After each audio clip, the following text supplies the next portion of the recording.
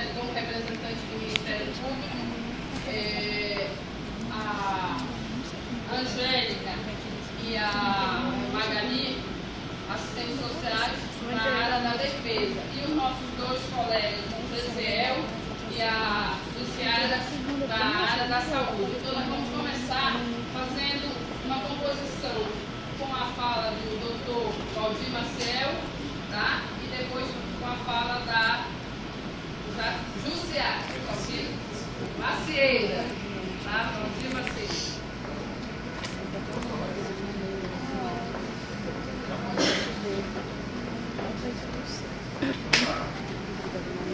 Uma boa tarde a todos.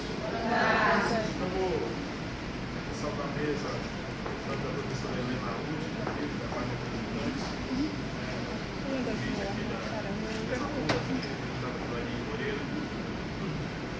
eu queria ser bem prático nessa questão. Nós trabalhamos com a defesa do idoso na pessoa com deficiência no Ministério Público, basicamente entendimento de quê? O que é o Ministério Público? O Ministério Público ele é um órgão constitucional que está estabelecido na Constituição. Ele faz parte de todo o aparelho judicial no sentido de garantir os direitos, principalmente os direitos difusos e coletivos e individuais e disponíveis na sociedade. Então, em função disso, o Ministério Público, depois da Constituição de 1988, ele deixou de ser somente aquele órgão acusador sistemático que existia na lei. E hoje em dia, então, o Ministério Público é, acima de tudo, um órgão de defesa da sociedade. O que significa isso? Quando ele determina a culpabilidade na área criminal, é para garantir a ordem social, o convívio, a paz, a harmonia que deve existir dentro de uma sociedade.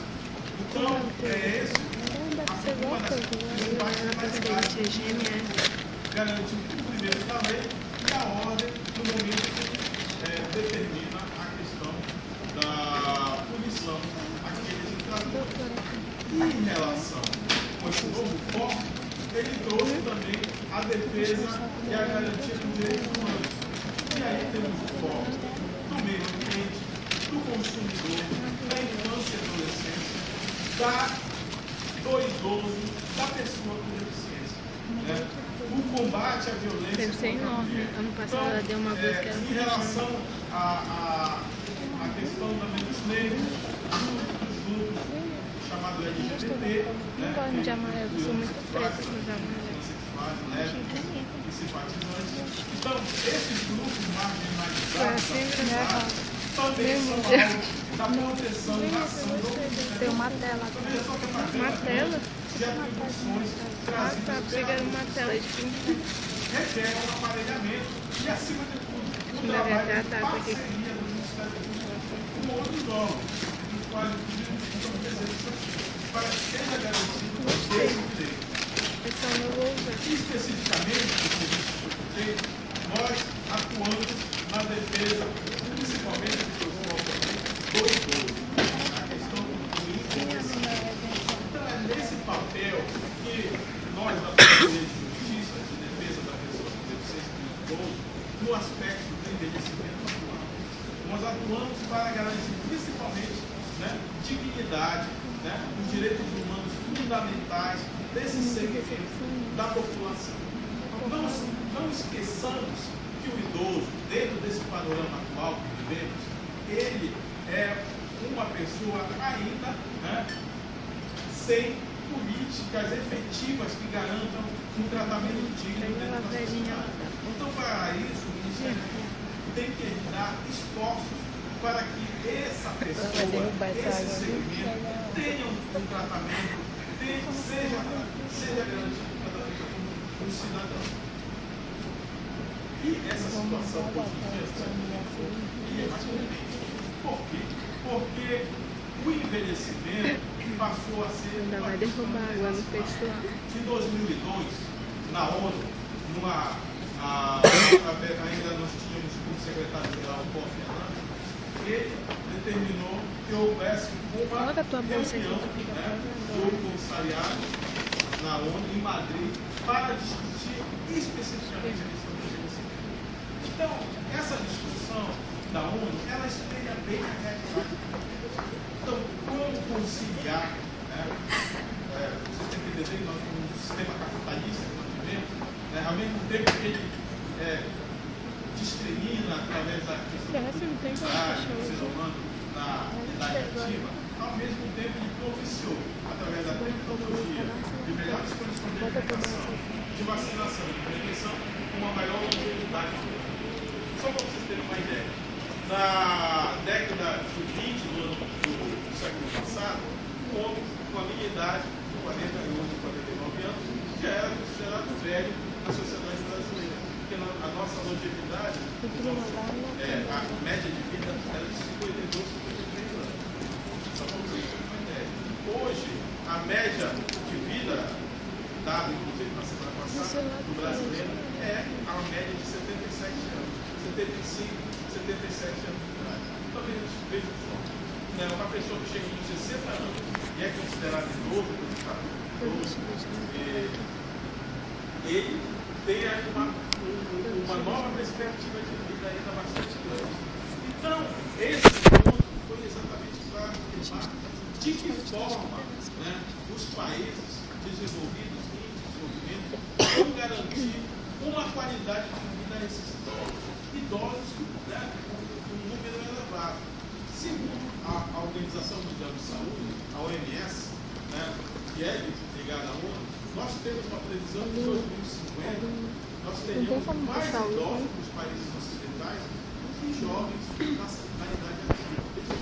Como é que o sistema vai funcionar? Como é que o sistema vai suportar várias pessoas na chamada inatividade e menos pessoas na atividade? Como o sistema vai poder produzir, ter um país desenvolvido com condições financeiras e políticas fortes, com grandes números de idosos dentro da sua população?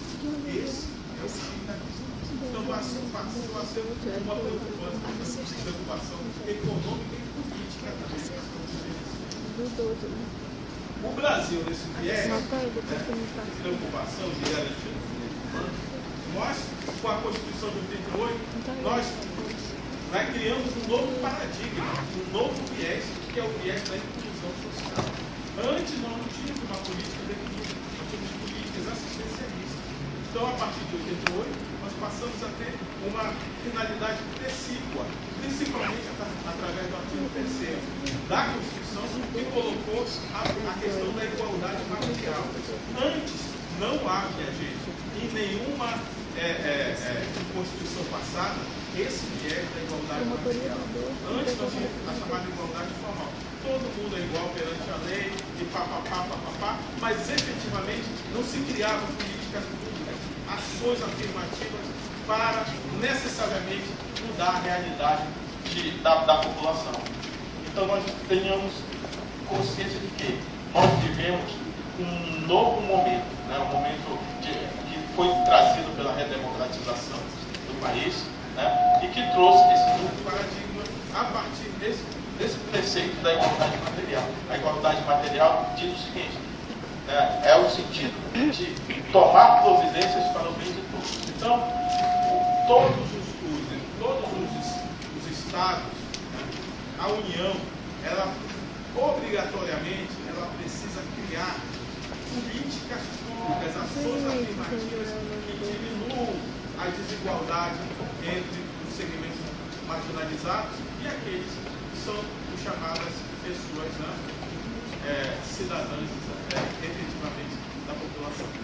Então, é em função disso que foram criados vários programas. O programa Bolsa Família, o programa Minha Casa Minha Vida. Não existia isso antes. O benefício da prestação continuada, quer dizer, o idoso ativo de 65 anos não trabalhou, ou se trabalhou como empregado doméstico, é o pipoqueiro, a taca caseira, é o jardineiro que não tinha carteira assinada, não tem mais condições de trabalhar, ficava mendigando nas ruas. E com essa política trazida pela Constituição, a Constituição Federal criou o benefício da decisão privada. Essa pessoa que não pode mais trabalhar, seja um deficiente, seja um idoso, ele vai ter direito a uma pensão, um benefício assistencial dado pelo governo, para que ele pelo menos, né, consiga se alimentar, consiga pelo menos ter o mínimo existencial do ser humano. Então veja só o que esse novo paradigma da Constituição traz para todos nós. E aí, em função disso, nós temos um novo viés, né, do sistema de assistência social, que não é mais essa visão do assistencialismo, mas é uma visão de inclusão, de garantia de direitos. E isso é muito bom e importante a gente observar essa questão. Então a gente vai garantir meios, oportunidades para que esses segmentos marginalizados sejam tratados com dignidade e, acima de tudo, sejam respeitados os seus direitos humanos. E aí, em função dessa questão toda, que é já mais ou menos finalizar, dentro dessa questão toda, é que nós vamos falar desse novo paradigma trazido pela nova sociedade que se criou no Brasil. Tá linda de ser. Mais longo, eu espero, indeterminado, de democracia no país. Nós nunca tivemos tanto tempo. Ia derrubando a água antes de chegar lá na mesa. 8 anos, nós tivemos desde os 25 anos da Constituição, de novo paradigma de democracia e de constitucionalidade no país. Então, dentro desse paradigma, nós sei que tu não ia me dar aqui as dadas de barriga, eu deixava isso. De garantia de direitos. Então o idoso vai lá, ele pode estar Chegaram porque era uma discriminação, pode estar sendo vítima de uma violência doméstica ou institucional, né? Uma violência doméstica praticada dentro da sua família, dentro da sua casa, por pessoas que legalmente e moralmente deveriam prestar auxílio à vítima. Só para vocês terem uma ideia, nos últimos levantamentos do Ministério Público, 77% dos casos de violência doméstica praticados por idosos, seja por ação, seja por corrupção, foram praticados por pessoas que moravam junto. Tá fumando só a cabeça da Camila, hein? Cabeção aí na frente. 60% homens, 40% mulheres, que praticam algum tipo de violência, seja por ação, seja por omissão. Seja batendo, seja maltratando, seja psicologicamente coagindo o idoso, seja também se omitindo, deixando de levá-lo para tratamento médico, deixando de cuidar, deixando de dar uma alimentação adequada, que é uma das coisas que a gente sempre observa quando a gente faz as visitas, as assistências sociais, psicólogos.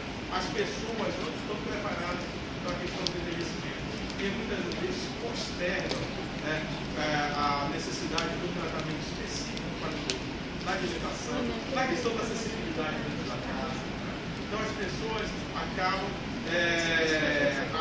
alijando o idoso naquele quarto, naquela cadeira. Mas as férias eu vou voltar dia 3 de fevereiro. Esse é o aspecto da violência doméstica que entre quatro paredes. Muitas vezes a gente precisa do auxílio de outros profissionais. Os agentes de saúde são muito importantes, porque na visita domiciliar, na ida à unidade de atendimento, que muitas vezes esses agentes tá dentro da sacola dos alguma anormalidade naquele idoso que está sendo medicado, que está sendo consultado. E através dessas informações é possível a gente mandar uma equipe, seja do Ministério Público, seja da polícia, para atuar em situações de maus tratos e abandono. Então é muito importante também preservar o nome desses profissionais, que é um dos cuidados que a gente tem, o chamado sigilo profissional. Esses profissionais fazem a denúncia, a gente preserva o nome deles, para que eles não sofram tanta retaliação. Fora do meio do bairro, às vezes a família do idoso de marginais ou de pessoas turbulentas, então a gente também observa essa necessidade. Agora, Nem tudo, minha gente, é caso de milhão. E aí a assistência social é importante para fazer o levantamento do local e da situação, para que o promotor de justiça tenha efetivamente que tomar, né, uma decisão dentro, né, de uma realidade que ela vai nos trazer. Muitas vezes, nem sempre é necessário a necessidade de um policiamento, de uma prisão, de uma pena de segundo poder. Claro, muitas vezes eu preciso fazer isso. A polícia precisa chegar lá, roubar e prender todo mundo para mim. Mas esses eu entendo ainda hoje, ainda são exceções. Ainda não é um montante uma informação, uma sensibilização daquelas pessoas. Foi a mãe da feiura. Ai, que coisa feia. Para que tenham conhecimento dos serviços que estão à disposição na sua área, seja na área da saúde, na área da assistência social, dos CRAs, para que assim aquela família. Olha o celular de vocês de última geração. Aquela família também pode estar em crise. Às vezes o Olha o celular iPhone de não é vocês. só o idoso que está sendo contratado. Né? É a criança que está na escola, é a criança que está desempregada, é a mulher, o marido que estão desempregados. Então, isso Acho que chegar provavelmente de vestido preto. Eu ia ajudar. Eu vou ajudar ela a colocar na mesa se ela quiser, mas servir ninguém é aleijado. Graças a Deus. Sou nenhuma garçonete de buffet. Então, eu posso ver idoso maltratado, estou dizendo uma situação dele. Vou nem me pagar extra. Mas se eu conseguir reordenar aquela família e trazer ele de volta para o seu A gente também, querida, como ouvinte. Mas eu fui lá na casa da Aline buscar fruta com ela. Eu quero meu certificado. E eu vou querer, eu fui lá na casa dela buscar fruta. Uma sacola pesadona que deslocou meu braço. Colocar inclusive o idoso numa família específica. Eu tenho situações de maus trato de idoso que nós fizemos o quê? Fizemos ajustamento e o idoso mora. O sobrinho mora com a outra filha, que não era alvo da violência. Mora pegada uma idosa que não era teve uma relação com o e mora com o irmão que teve compromisso, a assistência social por lá, que sentou, veio com as condições necessárias. Camila tá linda com o sapato rosa vinho. Depois a gente faz outra coisa. Não, tudo com essa florinha com o sapato rosa vinho. Toda essa aquela questão do afeto, da relação. Só para vocês terem uma ideia, Mas tem formiga no cu deles. Isso aqui é. Essa questão, né, do afeto, da relação. Por isso que a ILPI ela não tem um formato hospitalar. Porque se ela tivesse um formato hospitalar, hospital, atendimento e tal, aquele eu vou estar em todas as fotos segurando esse tablet. Do lado da pobreza, que eu tinha ouvido, olha, há muito tempo, né? Mas é porque existe uma relação daqueles funcionários que estão lá também de afetividade, de acompanhamento. É aquilo ali que você chega, é como se fosse uma família dele, né? A casa dele ali no quarto. Então, por isso que essa relação não é só clínica, mas também assistencial, é importante para manter as condições de vida. E a gente fiscaliza. Por isso a gente fiscaliza. Eu já fechei 2 abrigos. Quero estar mais hilária. Estou oferecendo dormida e comida para o idoso. Era uma coisa assim, absurda de chegar de noite e fechar eles de volta todos os quartos. Tá? Dar uma pílula para eles dormir. Né? E ficava só os vigilantes. De boa intenção de ferro machado. Então, o abrigo hoje ele precisa cumprir com a NDC 286. Precisa ter, né?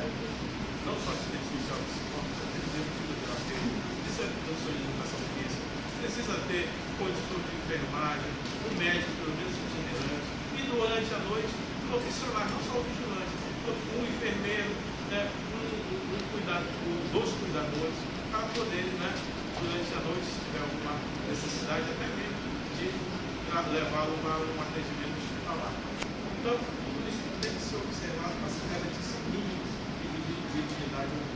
Eu queria concluir dizendo que desse nosso trabalho diário, que é feito no nosso setor, é um trabalho que requer também uma sensibilização. O trabalho nosso da assistência social, da Ana Lúcia, da Mocinec, é muito importante, porque elas são meus braços direitos. Sem elas, dificilmente alguns tipos de decisões poderiam ser tomadas de maneira apropriada.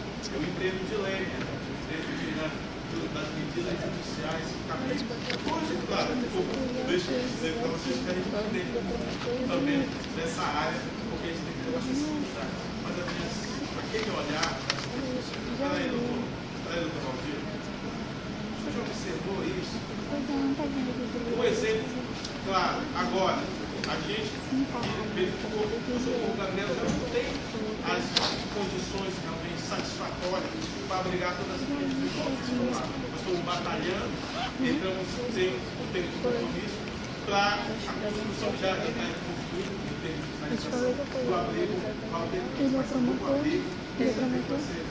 acompanhando junto com o Conselho Estadual junto com a Comissão de Direitos Humanos, vai ser um abrigo que vai atender todos os requisitos da LNC, e também está disponibilizado no Estatuto. Só que atrasou as obras eram para ser de 10 agora em dezembro. Essas coisas dependem da gente. Então, isso só vai poder ser entregue em julho. Só que o termo dizia, até o dia 20 de dezembro, os idosos do Socorro Gabriel têm que ser remanejados.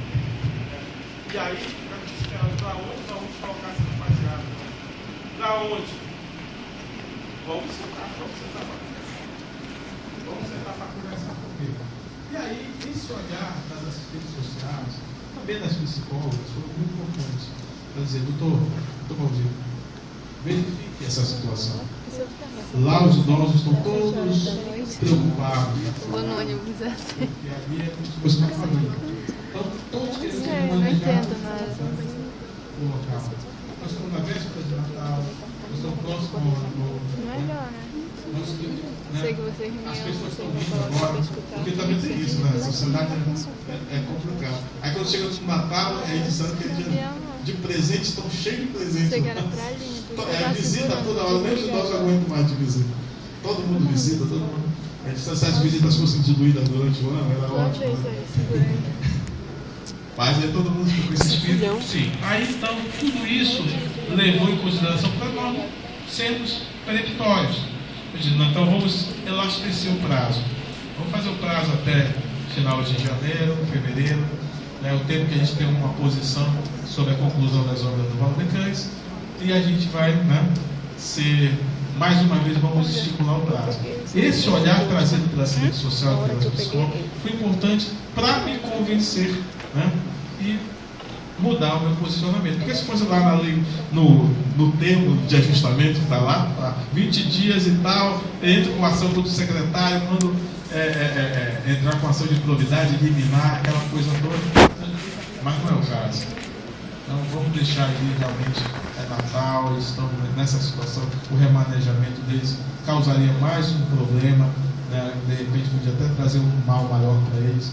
Então, vamos abrir uma exceção nesse caso. Então, como é importante isso? Às vezes a gente vê um caso de maus tratos, até a polícia vai falar dessa forma, a gente entra logo, vamos prender esse pessoal e tal. Aí, peraí, não é bem assim.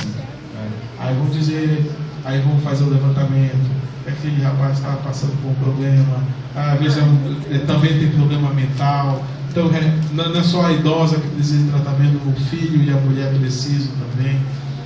Então esse levantamento que nos traz a assistência social, que tem esse olhar mais, diria assim, mais humano, para que a gente possa tomar uma decisão realmente que reflita as necessidades do idoso e também dos demais que compõem a família. Queria agradecer a oportunidade. Eu acho que vocês estão aí se formando numa grande profissão, uma profissão extremamente árdua de um aspecto, mas muito importante para essa nova sociedade que se constrói no Brasil. Uma sociedade justa, que procura ser igual, que que procura respeitar o próximo. É essa sociedade que a assistente social tem uma grande contribuição na formação não só dos seus pares, mas principalmente dando a esses segmentos marginalizados da sociedade a garantia de um tratamento mais digno e mais humano. E o Ministério Público é isso, também tem essa finalidade para que a gente possa realmente, efetivamente, ter o mínimo existencial para todos na sociedade. Muito obrigado, grande abraço a todos.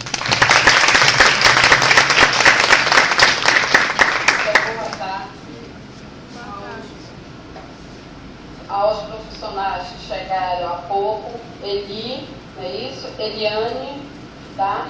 E daqui a pouco vocês irão compor a próxima mesa, tá? Agradecemos a brilhante contribuição do Dr. Valdir Macieira e vamos colocá-lo, tá? Bem livre, o senhor já tem que se retirar, não é isso? Eu quero agradecer, porque na verdade hoje é o último dia, amanhã nós estamos entrando num recesso forense. Então eu vim, tendo visto o convite, tendo visto esse compromisso que eu tenho também. Eu sou aluno aqui da Universidade Federal do Pará, com muito orgulho, Então não me fujo também desses compromissos. Como eu estou agora no curso de serviço social, como aquele de direito também. Então é uma contribuição. A gente tem essa afetividade pela Universidade Federal do Pará, que ainda é a melhor universidade do norte do país. Muito obrigada, tá? Por favor, vamos passar a palavra. Convidamos a aluna Patrícia para compor a mesa.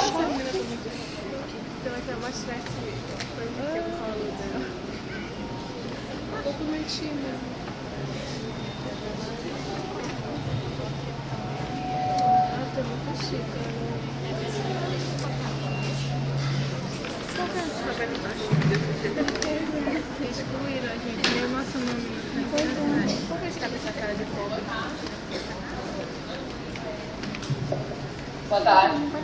Sou um médico social, a gente vai passar agora para a mesa.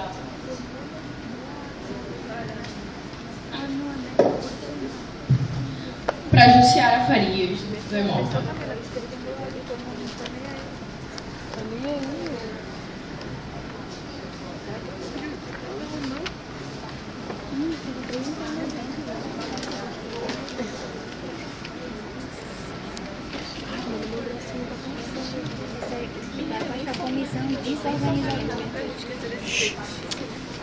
Cala a boca aí.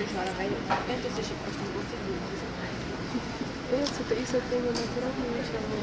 Não preciso tentar. Cadê a mulher? Boa tarde. Boa tarde.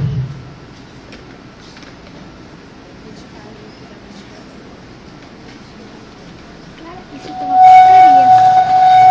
Vocês viram que aquela menina foi ali apresentar a outra, né? Foi totalmente desnecessário. Isso tá ridículo. Foi tipo, faz alguma coisa. Pode dizer que eu tô. Como você não precisa.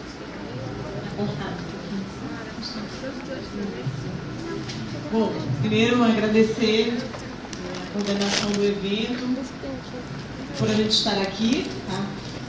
Compartilhar conhecimento tem que ser o dia a dia de cada um de nós profissionais, não somente de serviço social, né, mas de todas as áreas. Né? E para a gente é um prazer, né, essa oportunidade. Nós trouxemos um pouquinho aqui do serviço social no EMOPA, para que vocês conheçam de que forma que se dá esse trabalho. E, claro, aqui deixar um convite também para aqueles que quiserem fazer uma visita e ver na prática como é que tudo funciona, né? Estamos lá. Nós temos a nossa estagiária, a Mirna, que está conosco já há algum tempinho, né? E que pode ser uma referência para vocês, com toda certeza também, colega de vocês muito bom. Você pode passar. Bom, só para conhecimento, nós trouxemos aqui, essa é a Fundação EMOPA, não é a Casa do Vampiro, tá, gente? É tudo bonitinho, né? Não tem sangue na parede, muito tranquilo, tá? Mas assim, essa instituição tem uma missão que é uma missão assim bastante grandiosa, né? E aí a gente diz grandiosa a partir do momento quando você já lê ali atender às demandas da sociedade, tá? Então, o Hemop ele tem essa responsabilidade de atender a demanda da sociedade com o quê? Com sangue. Tá? Então, esse é o nosso grande produto. Tá? Tá. Aqui é para a gente ter uma noção também, tá? O Hemop ele tem uma hemorrede vasta, tá? Essa hemorrede ela é composta por vários hemocentros nos nossos municípios, e aí Santarém, Marabá, Castanhal, Tucuruí, Altamira, enfim, é uma rede completa, tá? Que cobre toda essa região. E aí é importante a gente situar que cada hemorrede dessa, cada hemocentro desse é composto também dentro do seu quadro por um assistente social. Tá? Alguns com 2 assistentes sociais, outros com 1 assistente social. Bom, para a gente introduzir um pouquinho, né, na realidade, como é que começou essa participação do trabalho do assistente social dentro do banco de sangue, é necessário a gente falar um pouquinho dessa história, né? E aí eu trouxe um pouco para vocês como é que começou essa história da hemoterapia, né? Até antes da década de 70, nós tínhamos esse cenário, tá? Quando alguém precisava de sangue, essa transfusão e doação, ela era feita de braço a braço, né? A primeira figura mostra um doador e um paciente. A gente vê que está sendo feita uma transfusão imediata ali. Tivemos também essa era onde a doação de sangue ela era feita tirada aí do carneiro, né? Saiu desse carneirinho aí direto aí para o homem, né? E aí a gente pergunta quem morreu, tá? Aí eu respondo para vocês que foram os 2, tá bom? Mas a hemoterapia, ela trabalhava dessa maneira, que é uma maneira assim, bastante primária, né? Era dessa forma que se dava, tá? Esse processo da doação. Bom, e aí, claro que com o tempo, né, se avançou, chegamos aí à década de 80, né, já de 70 para 80, e houve, tá, gente, alguns avanços que foram assim, extremamente necessários dentro dessa política da hemoterapia, tá? Avanços esses que fizeram com que a ciência mostrou essa necessidade da identificação dos grupos sanguíneos, tá? Isso foi um avanço bem tecnológico mesmo, tá? O crescimento da hemoterapia atrelado à tecnologia, novas máquinas que vieram fazer com que esse sangue ele fosse um sangue mais qualificado, tá? E em cima de tudo isso, houve o quê? Houve aí o advento do HIV, tá? E esse advento do HIV, ele veio junto o quê? Uma forte pressão popular. Tá? Essa pressão popular, ela veio no sentido de fazer com que essa política do sangue fosse uma política mais séria, tá?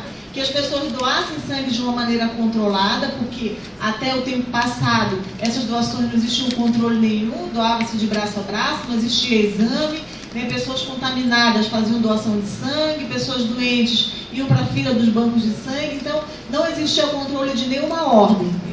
E aí a gente traz como referência o Betinho, né, no seu período ali, quando ele fez aquela contaminação, né, através de uma transfusão de sangue.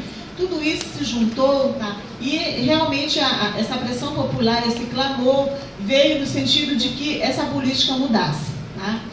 Então, a partir daí se pensou um outro sistema de organização do sangue. Tá? Esse sistema veio através de um avanço que possibilitou com que a doação de sangue ela tivesse outros critérios. Tá? Então, hoje, para você fazer uma doação, você passa por uma avaliação, tá? Não é feito de maneira imediata, você não vai fazer de braço a braço mais, tá? Você vai fazer a partir de todo um critério, tá? E isso tudo, gente, essa mudança toda, tá? É uma mudança que ela veio, claro, necessitando do quê? Tá? Ela veio necessitando de que tivesse profissionais que pudessem trabalhar o quê? Trabalhar essa nova versão que aí estaria desse processo da doação de sangue. E foi exatamente nessa perspectiva de trabalhar a sociedade para uma nova versão, uma nova cultura nessa questão da doação de sangue, inclusive trabalhando no sentido de dar uma linearidade para esse movimento que estava, que esse movimento, na realidade, da pressão social muito grande, tá? Que o serviço social apareceu. Tá? E como que ele apareceu? Porque nessa nova roupagem existiu o quê? A nova RDC, e essa RDC ela veio trazendo alguma regulamentação e trouxe a regulamentação para a doação de sangue, que a partir de então ela deveria ser anônima, voluntária, remunerada, não remunerada, tá, direta e indiretamente. Então isso para o país se tornou um desafio, né? E aí quem que foi chamado, tá, para compor esse desafio, né? Novamente foi chamado o serviço social. Então nós viemos dentro desse bojo aí, né, de toda essa confusão em relação a essa política realmente da hemoterapia, e os bancos de sangue precisaram se adaptar, tá, para começar a trabalhar a sociedade. Então, a captação de doadores, ela veio, né, daí surgiu, na realidade, essa necessidade de ter o serviço social dentro do banco de sangue, e hoje o serviço social trabalha onde? Trabalha dentro do setor de captação de doadores, e, assim, como grandes funções, logicamente, tem essa de sensibilizar, de conquistar, de convocar doadores, de tornar doadores fiéis. Então, essa é a nossa conquista, que é a conquista diária, tá, do serviço social. Tá? Então, assim, só para a gente entender rapidamente como o serviço social foi parar dentro de um banco de sangue, né? Mas essa conquista para a nossa profissão. Você pode passar. Bom, e aí, já situamos, a gente vai colocar para vocês assim, como é que se dá esse trabalho. O serviço social na Fundação Hemopa, tá, ele tem como usuário doadores de sangue, de medula óssea e de sangue de medula óssea, tá? Ele tem como usuário pacientes e familiares da rede, ele tem como usuário pacientes hematológicos, porque o Hemopa, ele é um centro de hemoterapia e hematologia, então atende a referência, tá? E a sociedade de maneira geral. Bom, esses são os nossos usuários, mas nós temos, assim, grandes desafios. Quais? Tá? Os nossos desafios, eles não são desafios propriamente ditos da assistência, mais diretamente, tá? Nós temos uns desafios, assim, diferenciados, né? O nosso desafio enquanto serviço social lá é uma manutenção do estoque de sangue, tá?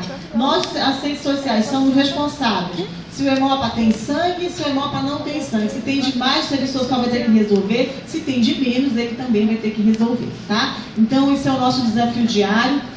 O aumento de doadores espontâneos, nós precisamos trabalhar atrelado diretamente a cada vez mais conseguir sensibilizar, né, as pessoas para essa necessidade da doação. A própria regularização do doador de repetição, tá? E também trabalhando em cima da qualidade do sangue. Então, são desafios bem agravantes, porque quando você fala trabalhar em cima da qualidade de sangue, significa você trabalhar uma sociedade toda, tá? E uma sociedade que é doente, tá? Que não tem acesso à saúde, isso é importante que se diga. Por que coloca isso? Porque o serviço social tem que trabalhar nesse sentido, levando em consideração que a pessoa, para fazer uma doação de sangue, ela tem que estar bem de saúde. Tá? Então, se ela tem que estar bem de saúde, claro que no perfil desse meu doador que eu vou buscar, eu vou precisar buscar pessoas com saúde. Mas e aí? Eu vou buscar pessoas com saúde, mas nós temos uma realidade, inclusive, que os nossos doadores, eles vêm de onde? Eles vêm da periferia. Né? E nós continuamos aí tendo que buscar pessoas em condições de saúde para fazer essa doação, tá? Então, assim, esses nossos desafios são desafios que eles diz que a gente vai matando assim um de cada vez, né? Porque é um trabalhozinho de formiguinha, tá? Porque